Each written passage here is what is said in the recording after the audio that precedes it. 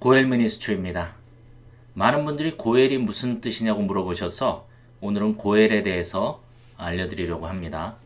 고엘, 히브리 단어인 고엘은 친족이란 뜻입니다.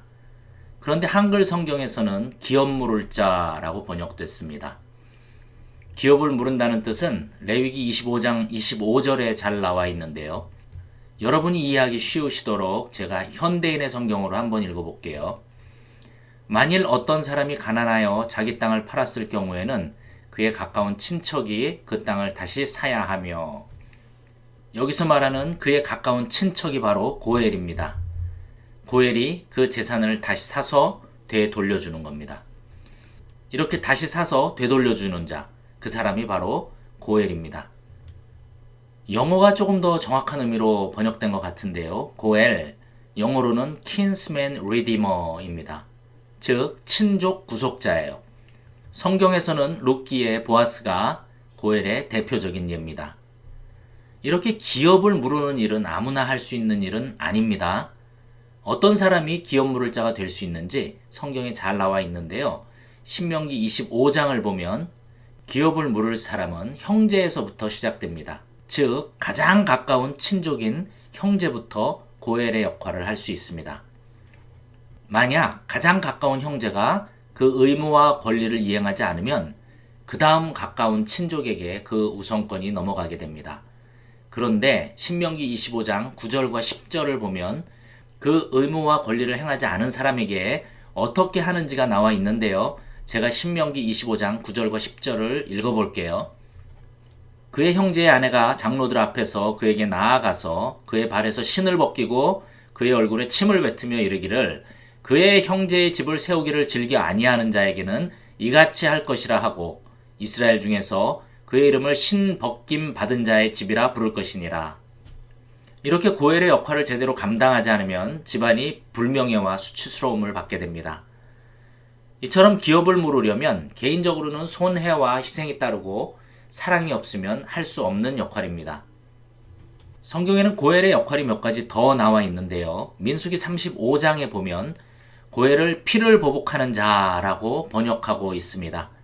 즉 친족이 부당한 피해로 살인자에게 죽임을 당하면 고엘이 억울하게 죽은 자의 원한을 갚아줄 권리를 갖게 되는데, 고엘은 그 친족을 위해서 살인자를 대신 죽일 수 있었습니다. 물론 그 권리는 합법적인 재판을 통해서 얻게 됩니다. 합법적인 재판이 이루어질 때까지 살인자를 구금하는 동시에 살인자를 죽이려고 하는 피해 보수자로부터 살인자를 보호하기 위해서 만든 제도가 도피성 제도입니다.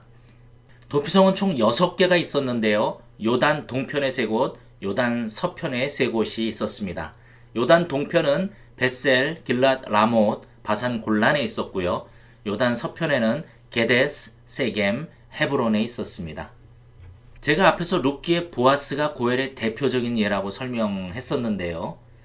고엘의 또 다른 역할이 자녀가 없이 죽은 친족을 위해서 고엘은 그 미망인과 결혼해서 그 친족이 대를 이을 수 있도록 해주어야 했습니다.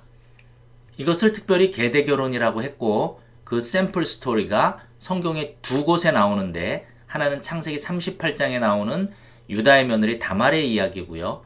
다른 하나는 룻기서에 나오는 룻과 보아스의 이야기입니다. 고엘의 또 다른 역할은 가난한 친척이 빚 때문에 종으로 팔려갈 경우에 고엘이 그 빚을 대신 갚아주고 그를 다시 해방시켜주는 것입니다.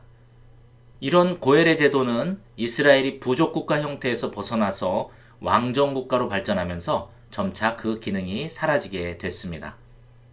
그런데 성경적인 관점에서 볼 때 이 고엘은 아주 중요한 개념을 갖고 있습니다.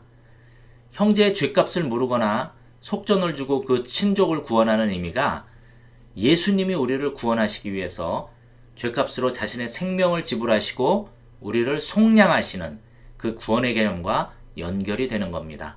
즉 예수님이 바로 우리의 고엘이 되시는 겁니다. 중요한 내용이니까 다시 한번 설명해 볼게요. 우리가 죄의 종으로 사단에게 팔려갔는데 고엘이신 예수님께서 값을 지불하시고 우리를 다시 찾아오시는 겁니다. 그렇게 값을 지불하고 우리를 다시 찾아오시는 것을 성경에서는 속량하셨다고 기록하고 있는데요. 이 속량이란 단어의 헬라어는 아폴리트로시스예요. 원래 이 단어는 노예를 사서 다시 놓아준다라는 뜻입니다. 그리고 예수님은 우리를 속량하시기 위해서 속전, 그 값을 치르시는데 그 값을 자신의 생명으로 지불하셨습니다. 이렇게 우리를 사단에게서 다시 찾아오는 그 구원의 개념이 바로 이 고엘의 개념인 겁니다. 예수님은 우리를 위해서 자신의 생명을 내놓으셨습니다. 그래서 예수 믿는 자들이 귀한 겁니다. 예수 믿는 자들은 높은 자존감을 가져야 합니다. 왜냐하면 그것은 우리에게 능력이 있기 때문이 아니고 우리가 잘나서도 아니고 하나님이신 예수님께서 자신의 생명과 맞바꾼 사람들이기 때문입니다. 또 지금 우리 안에 전능하신 하나님이 우리와 함께 거하시기 때문입니다. 하나님이 우리를 선택하셨고 또 하나님이 우리를 양자 삼으셨습니다. 하나님이 우리를 양자로 삼으셨다면 이미 끝난 겁니다. 세상은 우리를 평가할 수 없습니다.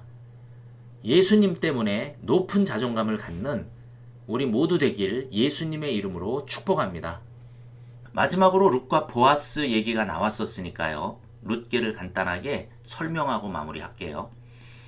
룻기는 5번째 사사인 기드온 때 이야기예요. 베들레헴 땅에 흉년이 들었습니다.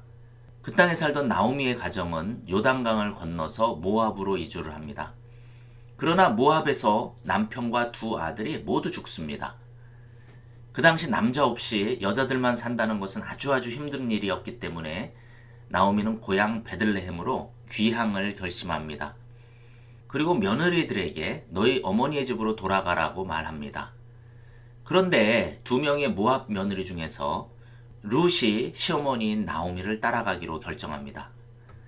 나오미와 함께 고향으로 돌아온 룻은 보아스를 만나고 룻기 4장에서 당시 계대결혼 제도를 따라서 죽은 남편의 친족인 보아스와 가정을 이루게 됩니다.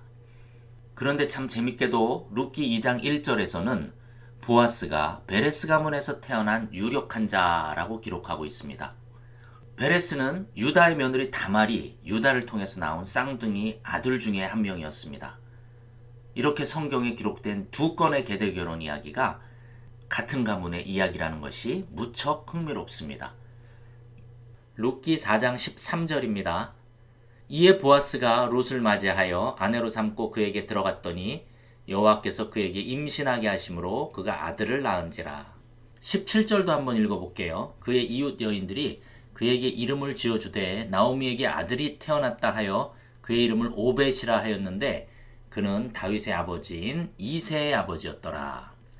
그리고 룻기의 마지막 2절인 4장 21절과 22절도 읽어볼게요. 살몬은 보아스를 낳았고 보아스는 오벳을 낳았고 오벳은 이새를 낳고 이새는 다윗을 낳았더라. 이렇게 룻과 보아스의 결혼은 단순히 보아스가 고엘의 역할을 잘 수행한 것으로 보였지만 하나님의 놀라운 섭리와 계획 안에서 창세기 38장에 나온 유다와 베레스를 시작으로 보아스와 룻으로 연결되고 그것이 다윗의 계보가 되고 나아가서 예수님의 계보로 이어지는 어마어마한 축복이 된 것입니다. 여러분, 입을 크게 여세요. 그리고 하나님의 채워주심을 기대하세요. 우리에게 약속하시면 반드시 지키시는 하나님을 기대하세요.